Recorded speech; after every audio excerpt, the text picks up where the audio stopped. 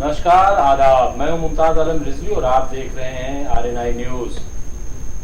हमारे लिए बहुत ही खुशी की बात है कि आज हमारे साथ स्टूडियो में तशरीफ फरमा हैं जनाब आचार्य प्रमोद कृष्णम, कांग्रेस के सीनियर लीडर हैं और इनका अपना एक नजरिया है, इनका अपना सोचने का एक तरीका है।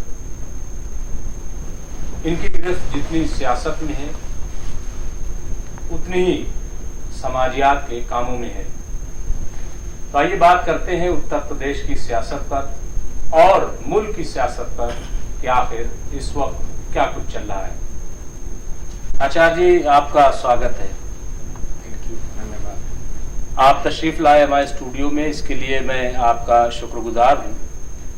और जैसा कि आपको मालूम है कि जो इस वक्त देश में 5 सूबों में उत्तर प्रदेश, उत्तराखंड, पंजाब, गोवा और मणिपुर में इलेक्शन होने हैं 2022 के शुरू में, उसको लेकर के तैयारियां शुरू हो गई हैं और खास तौर पे जो उत्तर प्रदेश है उस पर हमारा फोकस है, यानी सियासी पार्टियों का और सबका।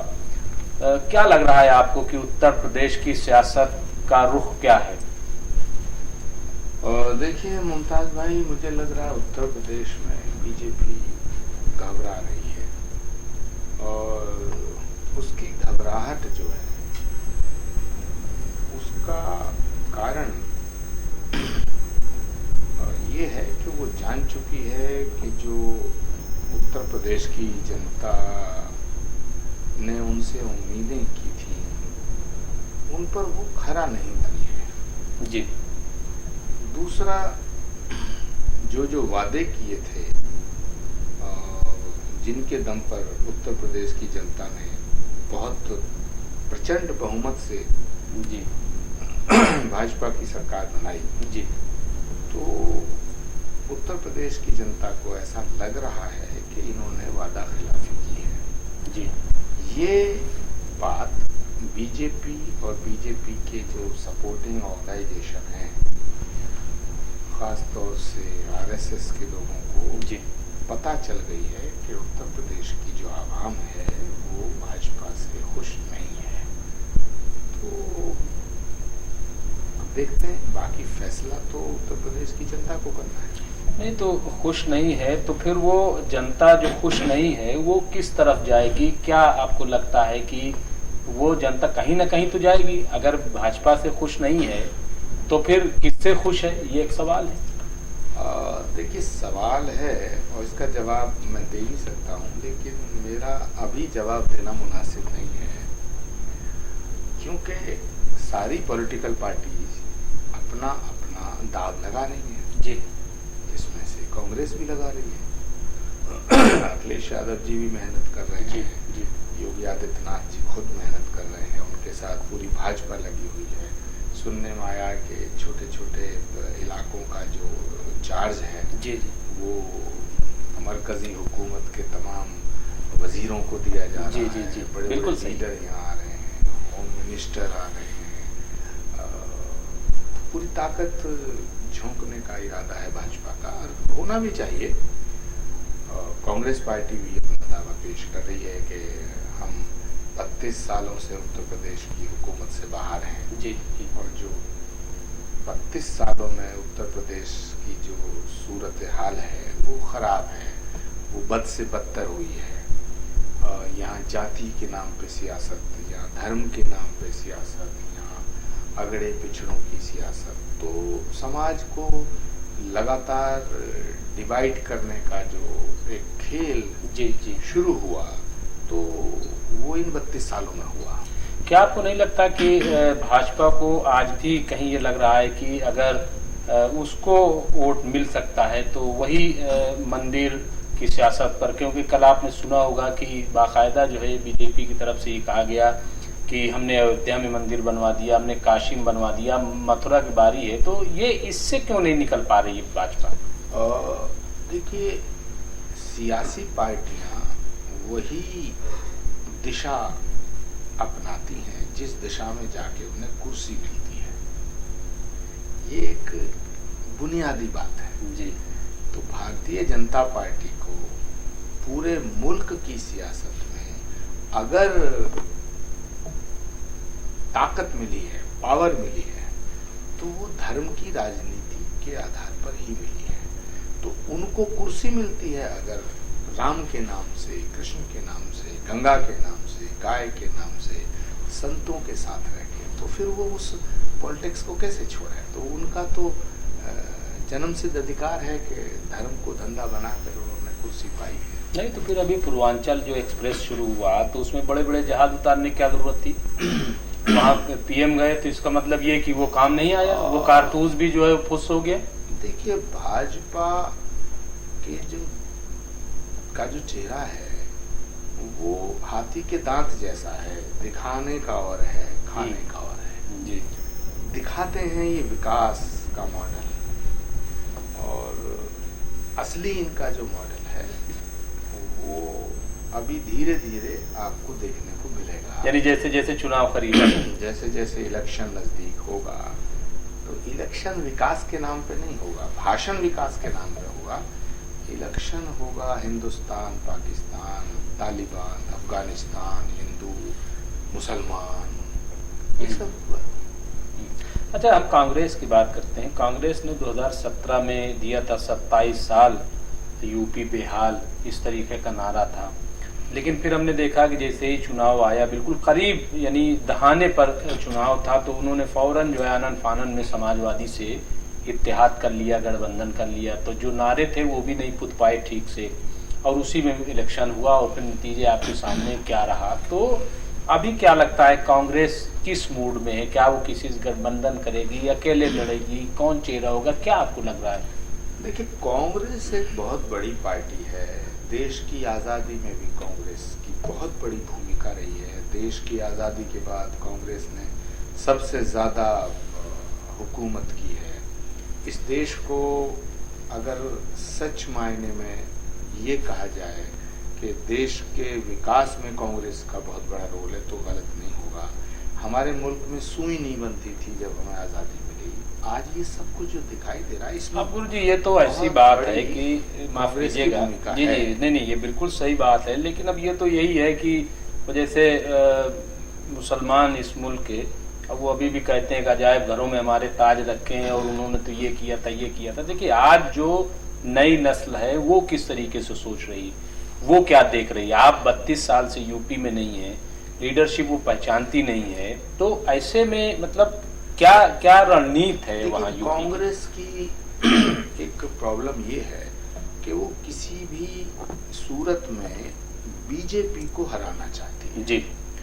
बीजेपी को हराने के लिए कांग्रेस ने रीजनल पार्टीज को ताकतवर बनाने में मदद की। जी। चाहे वो तमिलनाडु में हो, चाहे केरल में हो, चाहे कर्नाटक में हो, चाहे उत्तर प्रदेश में हो, चाहे बिहार में हो, चाहे वेस्ट बंगाल में हो। रीजनल पार्टी जितनी भी हैं उनको ताकत कहाँ से मिली? कांग्रेस से मिली। लेकिन कांग्रेस रीजनल पार्टी को ताकत देते देते खुद पिछड़ गई। जी। अब सवाल इस बात का है कि स्टेट लीडरशिप हमारी ताकतवर नहीं हो पाई जितनी होना चाहिए थी। अब हमारे पास अगर स्टेट में कहो तो, नेशनल लेवल पे कहो तो, हमारे पास तो सिर्फ प्रियंका गांधी है। तो प्रियंका गांधी है, उन्हीं की लीडरशिप में चुनाव तो प्रियंका गांधी तो देश के लिए है, लेकिन उन्हें यूपी में झोंक दिया गया। मतलब यूपी एक तरीके से सियासत का रेगिस्तान है कांग्रेस के लिए। देखिए, कांग्रेस पार्टी में यूं तो बहुत लीडर हैं, बहुत पॉलिटिशियन है, बहुत सीनियर लीडर हैं, लेकिन सच मायने में जो कांग्रेस की ताकत है वो गांधी परिवार है। गांधी परिवार के बिना कांग्रेस कभी खड़ा नहीं हो पाई। आज अगर आप इसको इस तरह से देखें कि गांधी परिवार के बिना कांग्रेस और गांधी परिवार के साथ कांग्रेस, तो ज्यादातर जो लोग हैं वो यही मानते हैं कि गांधी परिवार ही कांग्रेस की ताकत है। इसीलिए जब राहुल जी ने इस्तीफा दिया तो सारे कांग्रेस नेता खड़े हो गए कि साहब आपके बिना कांग्रेस नहीं चलेगी। फिर वो नहीं माने। उसका नतीजा ये हुआ कि कांग्रेस 2 साल से कांग्रेस जो है वो उसका ये फैसला नहीं हो पाया कि कांग्रेस किसकी क़यादत में आगे बढ़े। देखिए, अब ये तो आपने अब सेंटर कांग्रेस की तरफ आ गए, तो चलिए उस पर बात कर लेते हैं। देखिए, जो G23 है तो उसका यही सवाल है कि आपने इस्तीफा दे दिया, आपसे कहा जा रहा है 5 महीने तक ये बहस चली कि आप सदर बन जाइए, आप सदर बन जाइए, इस्तीफा वापस लीजिए, आपने नहीं लिया, तो आप सदर नहीं बन रहे हैं, लेकिन फैसले आप ही ले रहे हैं, तो ये क्यों हो रहा है? देखिए, इसमें राहुल गांधी जी की नियत पर शक करना ठीक नहीं है। नियत पे शक नहीं, जब उन्होंने इस्तीफा दिया था तो उन्होंने साफ कह दिया था भी मैं अब फैसले नहीं करूंगा। लेकिन कांग्रेस ने जब 1 बार 2 बार 3 बार 4 बार जब कांग्रेस के तमाम नेता उनसे कहते रहे कि साहब आपके बिना नहीं चल सकता है, तब उन्होंने फैसला लेना शुरू तो अध्यक्ष भी बन जाए, कह दे कि हम अध्यक्ष बनने के लिए तैयार हैं। नहीं, अब ये तो उनका फैसला है, मेरा फैसला नहीं है। मतलब मैं ये कह रहा हूँ कि चूंकि देखिए इस वक्त क्या है कि बहुत अहम मोड़ पर कांग्रेस खड़ी है। अगर उसने स्ट्रांग फैसला न लिया और डिफेंसिव मूड में ही ये चलते रहे, तो मैं समझता हूँ कि कांग्रेस का भला होने, यूपी में भी जो उनको एक स्ट्रांग फैसला लेना चाहिए, मुझे नहीं लग रहा है कि स्ट्रांग फैसला लिया जा रहा है। प्रियंका गांधी सही है कि बहुत अच्छा चेहरा है, बहुत मेहनत कर रही हैं, लेकिन प्रियंका गांधी की एनर्जी यूपी में ही खपा दी जाए। देखिए, ये फैसला तो प्रियंका जी को लेना है, सारे देश के कांग्रेस के नेता। तो सर यही तो नहीं पता चल रहा है कि फैसला प्रियंका को लेना है, राहुल को लेना है, सोनिया गांधी को लेना किसको? कांग्रेस के नेता और कार्यकर्ता पूरे देश के ये चाहते हैं कि प्रियंका गांधी कांग्रेस की कमान को संभालें, लेकिन ये फैसला तो प्रियंका जी को लेना है और कांग्रेस की लीडरशिप को लेना है, आदरणीय सोनिया गांधी जी को लेना है। तो कांग्रेस के कार्यकर्ता चाहते हैं कि प्रियंका गांधी देश का चेहरा बने, लेकिन अभी उत्तर प्रदेश में उनकी लीडरशिप में चुनाव हो रहा है, तो अब फैसला उत्तर प्रदेश की जनता को करना है। लेकिन प्रियंका गांधी की मेहनत में तो कोई कसर है नहीं। सच मायने में अगर योगी सरकार से कोई लीडर लड़ रहा है तो वो तो प्रियंका गांधी है। बाकी पॉलिटिकल पार्टियां तो 1.5 साल से 2 साल से घर बैठी थी, सड़क पर तो प्रियंका जी लड़ी। मगर अब बीजेपी को हटाने के लिए अगर उत्तर प्रदेश की जनता प्रियंका गांधी की क़यादत में, उनकी लीडरशिप में कांग्रेस को वोट देती है, तो हमें तो यही उम्मीद है कि कांग्रेस को वोट करेगी। लेकिन इसका फैसला अभी हम कैसे बता दें कि क्या होगा, ये तो जनता को पता है कि वो क्या करेंगे। देखिए, उत्तर प्रदेश में जो इस वक्त माहौल है वो चेहरे का है। आप देख रहे हैं कि बीजेपी का एक चेहरा है, बल्कि बीजेपी के 2 चेहरे हैं। अगर देख लीजिए, इसको उन मायनों में न लीजिएगा, 2 चेहरा इन द सेंस की एक तो जो वहाँ के सीएम है योगी आदित्यनाथ जी, और दूसरे वहाँ के जो पीएम है, क्योंकि वो बनारस से आते हैं, तो 2 चेहरे हम मान के चल रहे हैं। लेकिन सीएम चेहरा बहरहाल योगी आदित्यनाथ जी हैं। अब समाजवादी की बात कर लीजिए तो अखिलेश यादव एक चेहरा है, मुख्यमंत्री का चेहरा। बीएसपी की बात कर लीजिए तो मायावती जी हैं, बहन मायावती जी मुख्यमंत्री का चेहरा है। कांग्रेस इसके बाद एक बड़ी पार्टी है, लेकिन उसका चेहरा कौन है? अजय कुमार लल्लू जी हैं कि खुद प्रियंका जी हैं, या कौन है? और बगैर चेहरे के, अभी मेरी सलमान खुर्शीद साहब से बात हो रही थी, तो मैनिफेस्टो कमेटी के चेयरमैन है। मैंने कहा बहुत अच्छा मैनिफेस्टो बना देंगे, बटेगा कैसे और इसमें चेहरा किसका होगा? तो कहा कि वो तो साहब चेहरा प्रियंका जी का। ऐसे कैसे? क्या वो सीएम बनेंगी? क्या वो इसका ऐलान या तो खुद ऐलान कर दें, ये तो अपने अपने, तो मतलब चेहरा के तौर पर क्या वहां? देखिए, मैं इसको साफ कर देना चाहता हूँ कि प्रियंका गांधी किसी पद की लालची नहीं है जी। वो चीफ मिनिस्टर बनने के उनके मन में लालच है, ऐसा नहीं है। और ना ही मुझे लगता वो चीफ मिनिस्टर की कैंडिडेट हैं। अगर वो चीफ मिनिस्टर की कैंडिडेट होती तो वो घोषणा कर देती।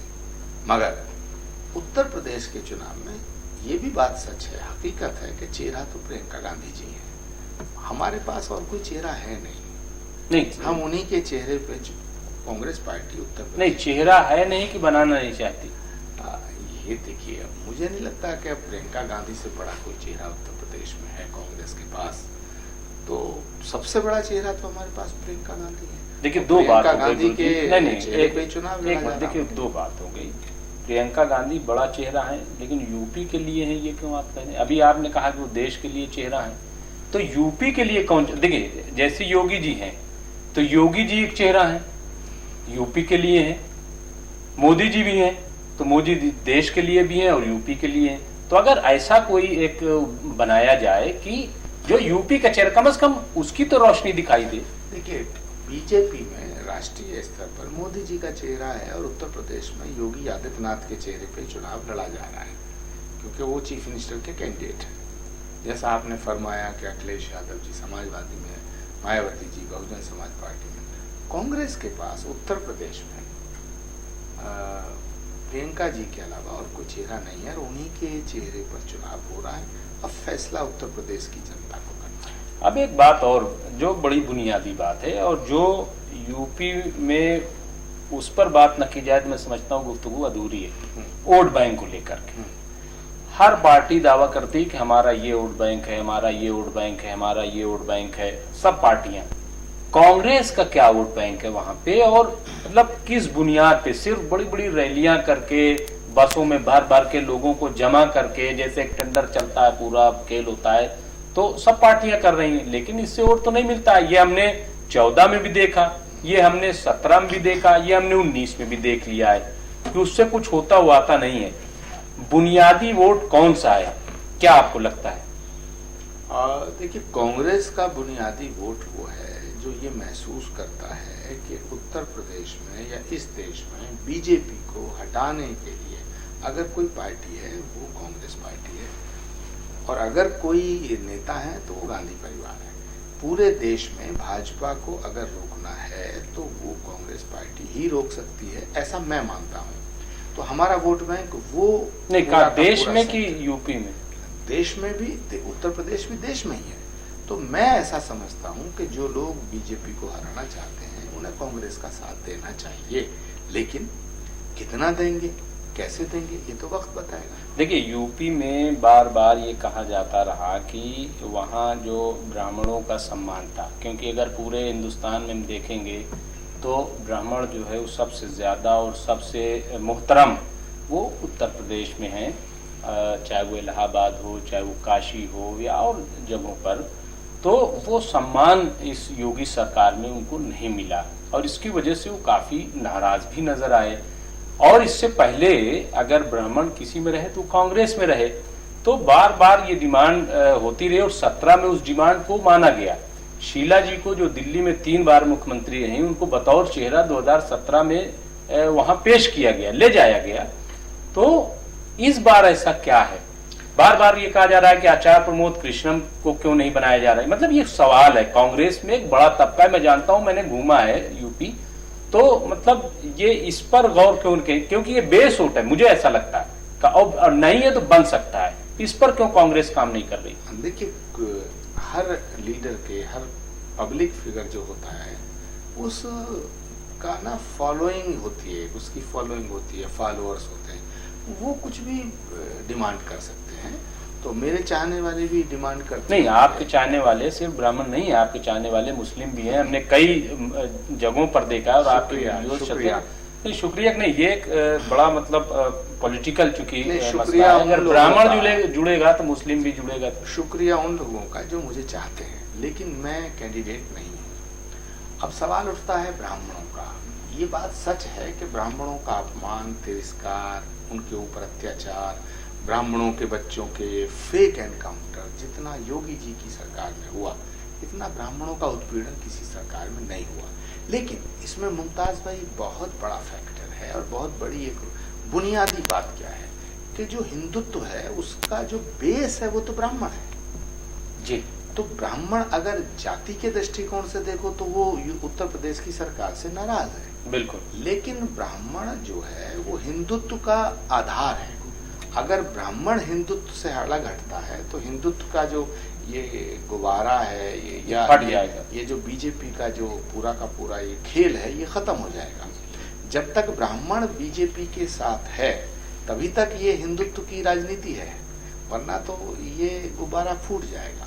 तो मैं अभी ये नहीं कह सकता हूँ कि ब्राह्मण जो योगी जी से नाराज है, क्योंकि हमारे ऊपर जो अत्याचार हुआ है, जो हमारे बच्चों के फेक एनकाउंटर हुए हैं, उससे हम नाराज हैं। मगर ये ऐसी कम्युनिटी है, ब्राह्मण कभी जातिवादी नहीं है, ब्राह्मण सबको स्वीकार करता है और ब्राह्मण सम्मान का भोग। मायावती के साथ भी गए। हाँ बिल्कुल, उन्होंने सपोर्ट किया जी।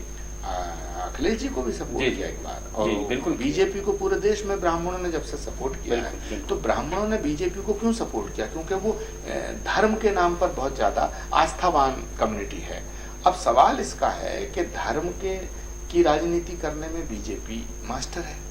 तो जैसे भगवान राम का इन्होंने नाम लिया, अयोध्या के नाम पे इन्होंने 20 साल से राजनीति की, अब मथुरा का राग छेड़ा है, अभी काशी छेड़ के निपटे हैं। तो ये उत्तर प्रदेश की जो जनता है, अब फैसला इन्हें करना है कि क्या ये उस धर्म की चाशनी में जो अफीम खिलाई जा रही है, उसको खा करके उस नशे में फिर बीजेपी का समर्थन कर देंगे, या बुनियादी समस्याओं को मद्देनजर रख के उन पर कोई फैसला लेंगे। ये it will be decide by Brahmin community. तो मुझे लगता है कि ब्राह्मण नाराज है, मगर उत्तर प्रदेश का इलेक्शन में वो इस नाराजगी के आधार पर वोट करेगा या धर्म की राजनीति में फिर बह जाएगा, ये बड़ा सवाल है। देखिए, यूपी में जो सरकारें बनती रही अब तक, वो 28 से 30% या अब मान लीजिए 33% मान लीजिए कि जिसके खाते में आ गया उसकी सरकार बन जाती है। ऐसे में जो है ये एक जोड़ तोड़ की जाती है कि ख़ास तौर से मुस्लिम जो वोटर है वो ये देखता है कि किसके पाले में कितने वोट हैं और उसी तरफ वो बह जाता है। ऐसे में कांग्रेस को क्या लग रहा है कि उसके पास इस वक्त कितने फीसद क्या वोट है कि मुसलमान उसकी तरफ आए, या कैसे स्ट्रांग अपने आप को महसूस कर रही है? देखिए, हम इस तरह से कभी हमने नहीं देखा है कि कौन सी जाति हमारे साथ है, कौन से वर्ग हमारे साथ है, या कौन सी कम्युनिटी हमारे साथ है। कांग्रेस ने हमेशा मुल्क के फेवर की, राष्ट्र के हित की राजनीति की है। अगर कांग्रेस जाति और धर्म की राजनीति करती तो भाजपा का जन्म ही कैसे होता? जो कांग्रेस ने नहीं किया वो भाजपा करना शुरू कर दी, तो वो उसमें देश भटक गया। और मुझे ऐसा लगता है कि बीजेपी का जो एक बेस वोट बैंक है वो उनके साथ अभी भी है। जो पॉलिटिकल पार्टी ये मान के चल रही है कि बीजेपी का जो एक वोट बैंक बन गया है वो थोड़ा बहुत कम हो रहा, मुझे इसमें कतई संदेह नहीं है, वो वोट वही है। जो गैर भाजपाई वोट है, जो नॉन बीजेपी का वोट है, वो अगर डिवाइड होता है तो इसका फायदा बीजेपी को मिलेगा, और अगर वो डिवाइड नहीं होता है तो फिर टक्कर बहुत तगड़ी होगी। तो मुझे लगता है कांग्रेस पार्टी अपने सिद्धांतों पे रहते हुए उत्तर प्रदेश के चुनाव में उतरेगी और उतर रही है, और हम हमेशा उतरेंगे। हम जीते या हारे, हम अपने सिद्धांतों से समझौता नहीं करेंगे। हम धर्म और जाति की राजनीति नहीं करेंगे। हमें इससे कोई फर्क नहीं पड़ता कि हम चुनाव जीत जाएं या हार जाएं, लेकिन हमारे लिए सत्ता जरूरी नहीं है। हम सद्भावना और सेवा, ये हमारा सिद्धांत है। बहुत बहुत शुक्रिया, आपने सत्ता और सिद्धांत की बात की, यानी सत्ता कांग्रेस के लिए ज़रूरी नहीं है बल्कि सिद्धांत ज़रूरी है। तो बहुत बहुत शुक्रिया आपका। तो देखा आपने कि आचार्य प्रमोद कृष्णम जिससे हम बात कर रहे थे, जिन्होंने बिल्कुल दो टूक लहजे में ये बात कही है कि हमारे लिए सत्ता अहमियत नहीं रखती, बल्कि हमारी नज़र में सद्भावना ज़रूरी है, प्यार ज़रूरी है, मोहब्बत ज़रूरी है, और यही कांग्रेस का उसूल है, यही कांग्रेस का मैनिफेस्टो है। तो हम फिर किसी बड़ी शख्सियत के साथ आपकी खिदमत में हाजिर होंगे। हमें दीजिए इजाज़त और देखते रहिए RNI न्यूज़। Thank you.